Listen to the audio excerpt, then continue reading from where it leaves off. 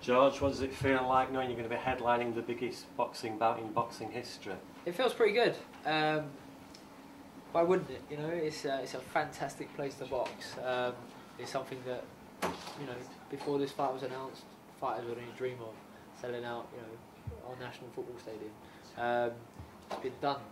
Carl Froch has been mandated, and we are on our way. And Saturday night is fast approaching, and I cannot wait to get out there, collect my world title belts, and perform for an 80,000 strong crowd. Why are you so convinced you're going to be victorious? Because I'm superior to Carl Froch in a boxing sense. I have all the attributes to beat him. If you break it down technically, I'm better than him. If you go back and watch the first fight, you'll know that I'm better than him. He's had to go away and correct things. He's had to change and adjust from the first fight, which he's never really done so well in his career. So we'll see if he manages to do it on fight night or not. But ultimately, it's irrelevant because he will not be able to compete with me. I've had a fantastic camp, a really good camp. Team work well together. We know each other much better, and we're good to go. We can't wait to get out and perform on Saturday night. We're 2 days before the fight. The world's media have descended on Wembley Stadium. You've done all your preparation, but you also seem to thrive on chatting to everyone and telling everyone how preparations have gone and how much you're looking forward to the fight. How important is it for you to be in that positive frame of mind and again try and get the psychological edge over Carl? I think for myself, and really I'm only thinking about myself in this fight. I don't need to think about Carl Froch whatsoever, because I will beat the very best Carl Froch there will be, whether that be an on-form mentally Carl Froch or physically. He's still going to get beat. So I don't need to rely on mental tactics or getting under his skin or little things like that, because ultimately he's going to have to believe it himself, isn't he? He's contradicted himself an awful lot, throughout the first camp, since the first fight, and in this camp now. He's finding false confidence from things that he deems about me. So he will say that I'm super like heavyweight, have to boil down to middleweight, and I'm a 12-round fighter, and I'm this and I'm that. And I didn't prepare for the first fight, although there's quotes out there from him at the weigh-in for the first fight saying that I couldn't be any better, I've hit every target, everything's written down, I'm in perfect condition. So certainly he's had to go away, he's had to make changes. Robin Crackman's talked about the changes he's made. That will be difficult for him. He has to speak to a sports psychologist to get him through this camp. That will be difficult to him. I'd imagine going and sitting somewhere and opening up your feelings and your insecurities must be a draining experience.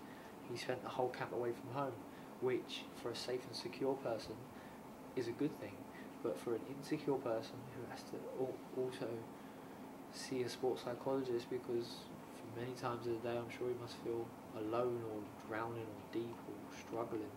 He again, he's had to be resolute in his preparations, which for him must be a good thing. But the problem is, if it's all built on false confidence and lies, those lies will unravel quickly, and they will start unraveling quickly in his mind. And the closer we get to the fight, the closer the inevitable comes, the closer he comes to being officially mandated and get beat. Two of the differences in the build to this fight as well. Firstly, it's been billed as the biggest bout in boxing history, as we've said, so you're going to be fighting in front of 80,000. The second thing is you've got a lot of public support on your side from people who thought you were robbed in the first fight. So how does that feel? Now you've got so much support behind you going into this one. Yeah, I mean, it's lovely, it's great, and you do appreciate it. But fight night, you want to be ignorant to it, whether they be booing you or cheering you. I've been in situations where I've been cheered, I've been in situations where I've been booed. I boxed out in San Jose against a Mexican guy in a pro-Mexican crowd, and they booed me on the way in, I got cheered on the way out. It wasn't quite the same as it was at the Manchester Arena last time, but the thought process is there. You can't rely on the crowd for support, because sometimes it won't be there for you. And I hope Carl Froch doesn't rely on the crowd, because he's used to being the hometown fighter, and he's the home fighter in this situation. He's the champion. he's fighting on a matchroom card.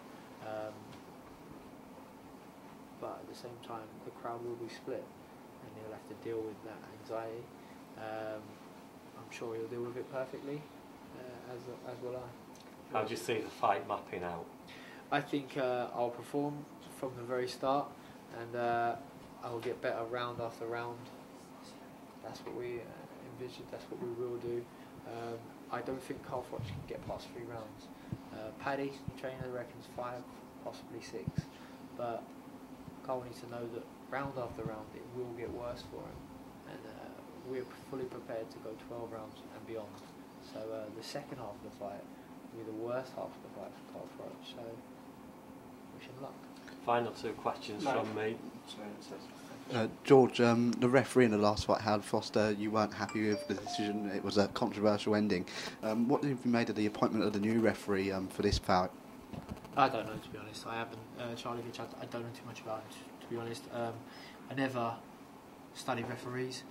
If my team are happy with him, which they are, because otherwise, you know, we have the right to veto officials.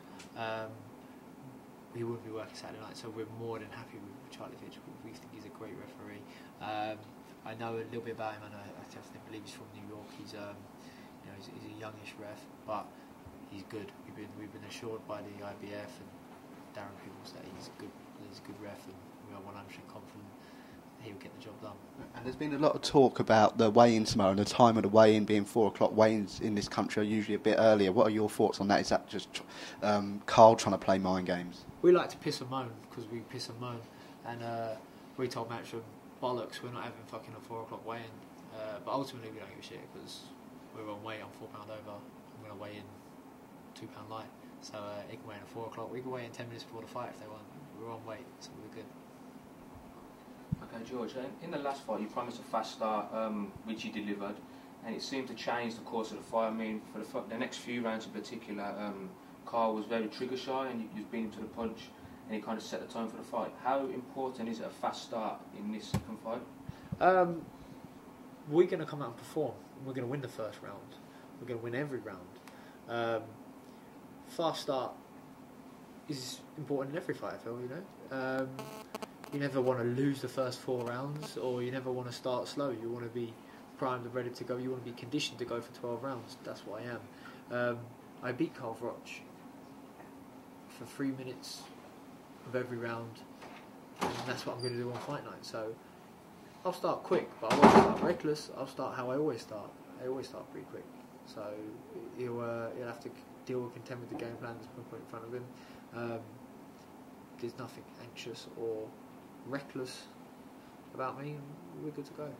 Yes, there's been talk about like a 3-round shootout going into this fight, about how like you're going to stand toe to toe for the first 3 rounds, and then there was a comment made about your stamina going into the latter rounds. I mean, with Carl, you said that in the first round, if he starts slow, he ends quick, and vice versa. If he starts quick, he ends slow. I mean, how confident are you going into the latter rounds that you'd be able to just maintain that speed and still? 100% confident. I was in better condition than Carl Froch was when that stopped. The fight was stopped in the 9th round last time.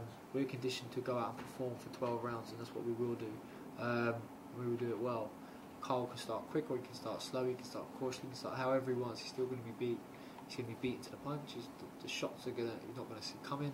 And for him, the more reckless he becomes, the more dangerous he becomes, but also the more wide open and dangerous for himself he becomes. So Carl can approach this fight however he wants. We've got all bases covered. Okay, prediction? We'll knock him out with a left hook. Okay, thank you very much. Wicked. Cheers, guys. Cheers.